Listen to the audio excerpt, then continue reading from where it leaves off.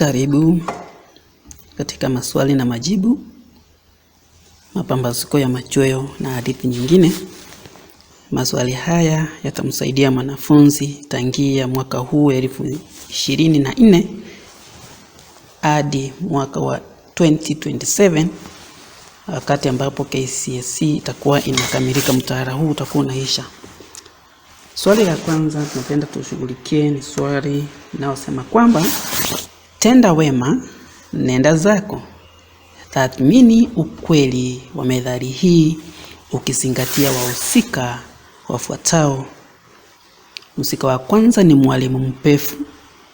Mhusika wa pili ni Bi Suluhu, Emi, Adan.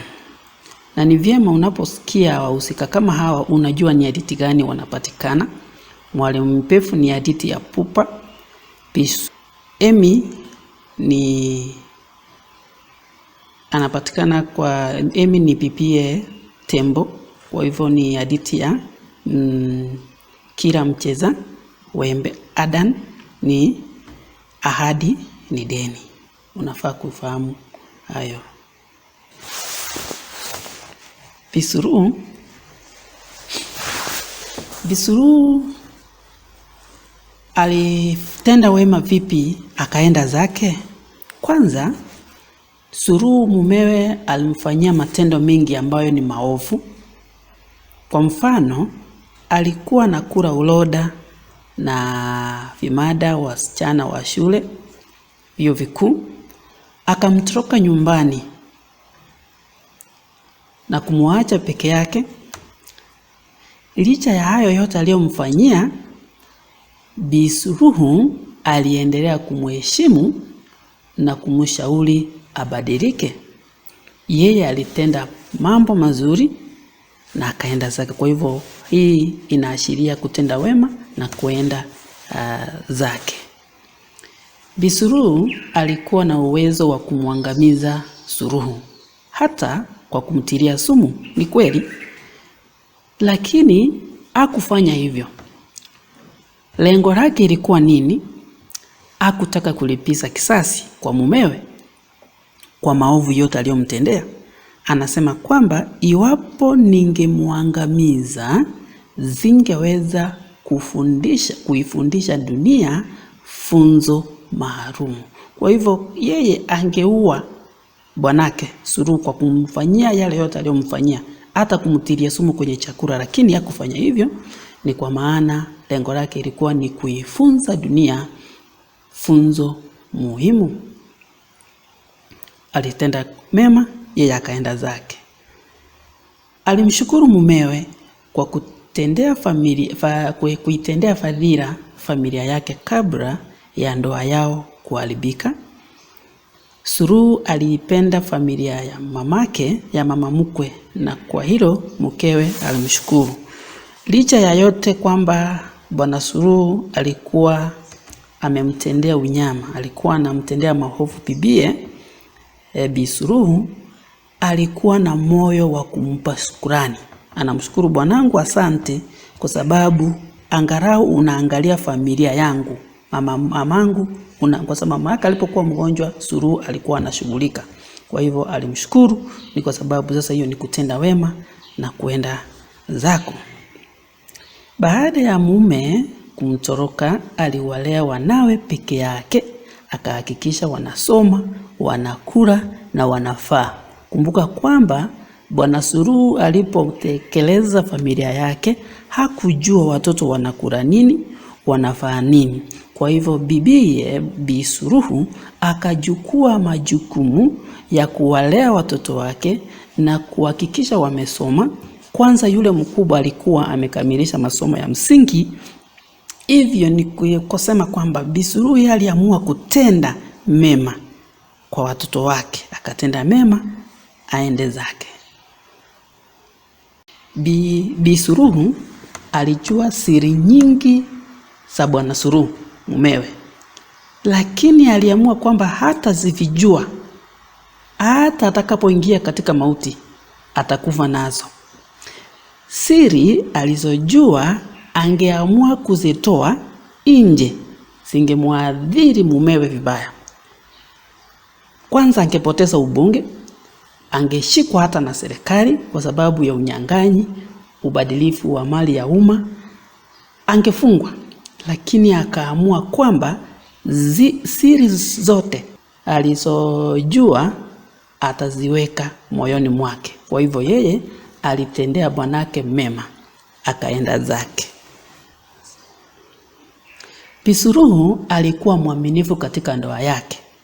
Kwenye barua yake kwa Suluhu aliandika kwamba alikuwa mwenye haki mbele za Mungu kwa vile hakumwendea kinyume mumewe licha ya upweke. Bi Suluhu aliamua kukuwa mwaminifu katika ndoa yake. Hakuna siku hata alifikiria, wacha kufanya. Kufikiria tu kumwendea kinyume mumewe, hakuwahi hata kufikiria. Kwa hivyo alikuwa mwaminifu. Huo ni kutenda wema. Yeye alitenda wema mbele za dunia, mbele ya watu na mbele ya Mungu. Kwa hivyo alifanya haki, alifanya mema, akaenda zake. Adan katika hadithi ya Ahadi ni Deni, Adani ni mumewe Fadhumu. Alikuwa mwema kwa mkewe. Adani alikuwa mwema kwa mkewe na akawa mwenye msimamo imara kuhusu elimu ya mkewe. Baadhi ya watu akiwemo mjombake walimsuta kwa kumruhusu mkewe asome na afanye kazi kinyume na matarajio yao. Kitamaduni haikustahili mwanamke kufanya kazi. Kazi yake ilikuwa ni kukaa nyumbani, azae na kuwalea watoto na kumchunga mumewe. Lakini sasa Adan alitenda wema kwa kuhakikisha kwamba mkewe amesoma na sasa anafanya kazi. Kwa hivyo Adan alitenda wema, akaenda zake. Adan alitenda wema kwa masemeji. Masemeji ni ndugu za mkewe Fadhimu. Kumbuka kwamba ahadi aliyoitoa kwamba atawakilimia mahitaji ya nduguze aliweza kuitekeleza. Kwa hivyo akawatendea wema masemeji, akahakikisha wamesoma na hata kuwapea mahitaji yao ya kimsingi jinsi alivyo ahidi Fadhumu. Kwa hivyo alitenda wema. Alimheshimu mjombake ambaye alimlea. Kumbuka Adan wazazi wake walifariki akiwa mdogo. Kwa hivyo mjombake akamchukua na kumulea.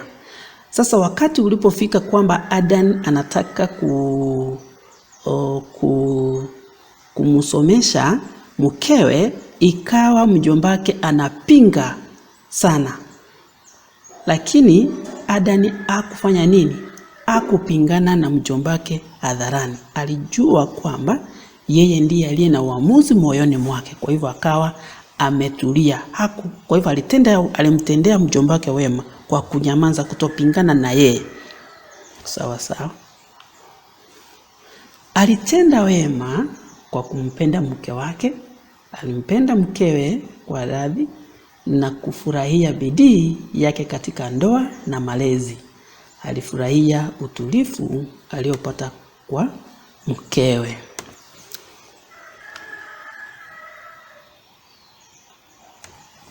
Emi ni mkewe Tembo katika hadithi ya Kila Mcheza Wembe. Aliamua kuwa mshauri mkuu wa mumewe. Kumbuka Tembo alikuwa ni mlevi jakali, lakini siku zote aliweza kumshauri kila mara kurekebisha tabia yake na kuachana na ulevi ili aweze kuishi vyema. Kwa hiyo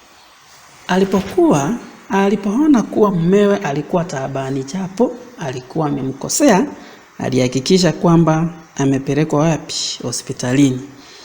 Tembo anamwambia kwa barua kwamba nashukuru kwa kuyanusuru maisha yangu. Kwa hivyo licha ya kwamba tembo alitekeleza familia yake, bibie alimtendea wema kwa kuhakikisha kwamba amehakikisha kwa kuhakikisha kwamba tembo alipelekwa hospitalini. Alihakikisha kwamba watoto wamepata mahitaji yao ya kimsingi. Kumbuka kwamba tembo hakujua watoto wanakula nini, wanafaa nini, lakini Emi alichukua jukumu hilo na kuhakikisha kwamba watoto wamepata mahitaji yao ya kimsingi, akawatendea wema. Yeye akatenda wema kwa kuhakikisha watoto wake wamepata mahitaji ya kimsingi. Huo ni kutenda wema na kuenda kwa zako. Alihakikisha amempa mumewe kiamsha kinywa ili hali hakuwa akinunua chakula. Tembo hakujua watoto wanakula nini, ni nini inaliwa katika nyumba ile, lakini mkewe alihakikisha kwamba amemwandalia mumewe kiamsha kinywa kabla ya kuenda ulevini. Kwa hivyo Emi alitenda wema kama mke mwema, akachukua majukumu yake kama mwanamke wa nyumba, kama mke wa mtu. Kwa hivyo anamwandalia kiamsha kinywa kabla aende zake. Ili hali tembo hakujua chakula inatoka wapi. Licha ya kudai taraka, aliamua angeshughulikia watoto kwa vile alishazoea kuwakimu. Baada ya tembo kulala nje, asubuhi ya pili alimwamkua na kumwandalia kiamsha kinywa bila kelele. Emi aliweza kutenda wema. Siku ile bwana tembo alipolala kwa Anji ama Angelica, alipotoka pale alikuja nyumbani. Alipofika nyumbani alitarajia bibie Emi amugombanisha ama muulize unatoka wapi, lakini kinaye ni kwamba hakulalamika. Alifanya nini? Alimwamkua vizuri na kumwandalia kiamsha kinywa bila hata kumgombanisha. Kwa hivyo alitenda wema kwa tembo. Mwalimu Mpefu anapatikana katika hadithi ya Pupa, ambaye hadithi ya Pupa. Alitenda wema kwa wanafunzi wake kwa kuwashauri na kuwaonya dhidi ya maamuzi mabaya maishani. Aliwadhahadharisha dhidi ya dunia yenye hadaa. Aliwaambia dunia ni kama shamba la mahindi, huzaa mahindi na vizimwili. Akawaambia basi wasiende katika shamba wakakusanya vizimwili na kuvipeleka ghalani badala ya mahindi. Kumbuka sasa, mwalimu huyu alikuwa anawapea ushauri watoto wanafunzi, akiwemo Mwakuona. Ushauri alikuwa kati ya wanafunzi waliopata ushauri huu, lakini tunaona kwamba Mwakuona hakuchukulia maanani ushauri aliopewa na mwalimu wake mkuu, mwalimu Mpefu. Kwa hivyo tunaona kwamba mwalimu Mpefu yeye alifanya mema, alitenda wema kwa kuwashauri wanafunzi vyema, akaenda zake.